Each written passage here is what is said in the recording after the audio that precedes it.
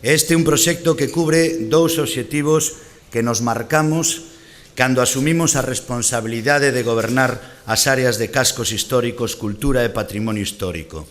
Reorganizar a nosa rede museística en esta cidade e recuperar o noso tan ben querido Casco Vello. Esta nova dotación cultural vai satisfacer unha bella reivindicación da cidade, dispor dun espacio acaído para amosar un dos maiores tesouros culturais que temos na nosa cidade, a magnífica colección de pintura do Museo de Castrelos. Esta pinacoteca, que será un centro expositivo dependente do Museo da Cidade, vai permitir dar a coñecer mellor e a máis importante colección de arte galega contemporánea. Este edificio no que hoxe nos atopamos é un dos máis salientables da historia da nosa cidade.